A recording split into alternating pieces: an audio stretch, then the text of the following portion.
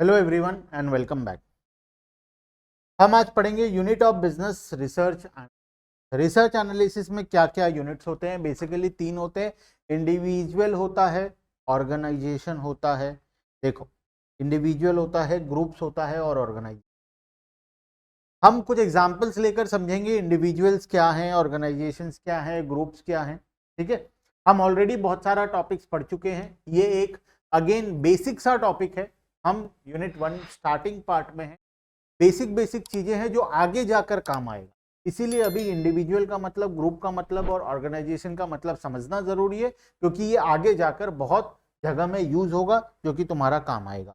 The first step in analysing data is to define a unit of analysis. सबसे पहला है हमें unit of analysis define करना। Unit of analysis तीन प्रकार का होता है: individual, group and organisation. It is the major entity that research analysis is her study. The individual or object whose characteristics are to be studied are classified as unit of analysis. क्या होता है unit of analysis? ध्यान से देखना। The individual or objects whose characteristics are to be studied are classified as unit of analysis. हम जिसके बारे में रिसर्च कर रहे हैं वो क्या है? वो है यूनिट ऑफ एनालिसिस। अब वो एक इंडिविजुअल आदमी हो सकता है, एक ग्रुप ऑफ पीपल हो सकता है, या एक ऑर्गेनाइजेशन हो सकता है। मान लो मैं XYZ कंपनी लिमिटेड के बारे में रिसर्च कर रहा हूं कि ये कंपनी क्या करता है, क्या बेचता है, क्या बनाता है, कैसे बनाता है, मैं ये रिसर्च कर रहा हूं। तो this is a organisation. XYZ limited company is a organisation.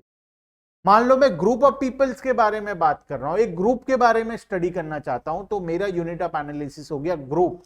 एक इंडिविजुअल इंसान के बारे में एनालिसिस करना चाहता हूं तो वो हो गया मेरा इंडिविजुअल। तो मैं जिसके बारे में रिसर्च करूंगा वो होगा मेरा unit of analysis. It is the what or who that is being studied. In other words, it indicates what or who should provide data and at what level of aggregation. कौन हमें data देगा और किस level of aggregation का देगा? Individual का देगा, थोड़े से लोगों का देगा, ग्रुप ऑफ पीपल का देगा, या एक बड़े ऑर्गेनाइजेशन का देगा।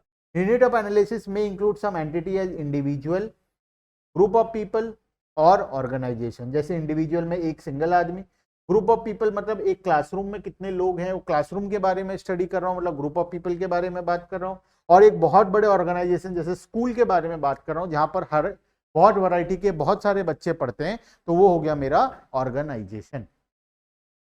For example, if the researcher is comparing the student of 2 classroom on test score, कौन कितना मार्क्स लाया, 2 क्लासरूम के बच्चों को मैं कंपेयर कर रहा हूं, the unit of analysis is individual student.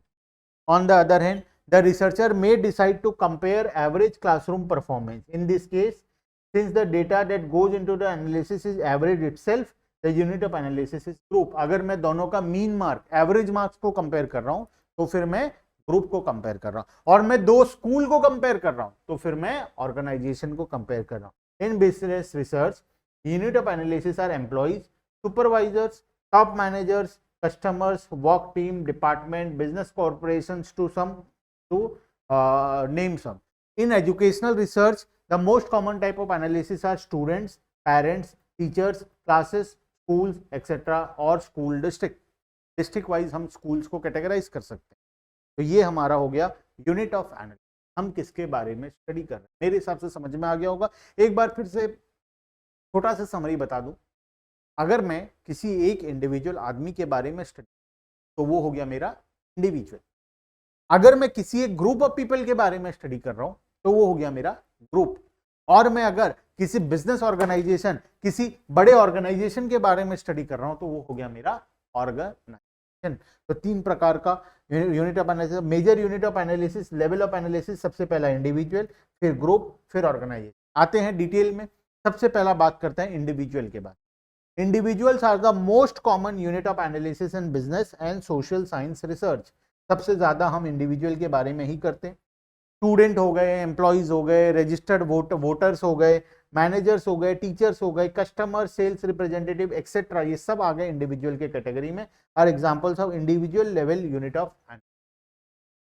Group के बारे में बात करें, group, in case unit of analysis is a group, the focus is group characteristics, not individual within the group.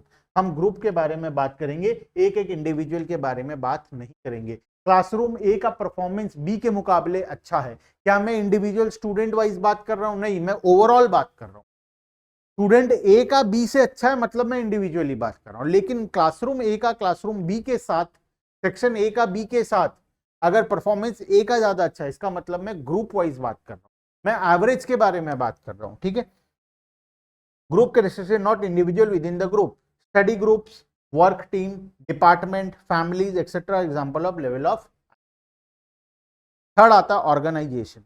When organization is the unit of analysis, the focus is on the organizational features, not the individual within the group.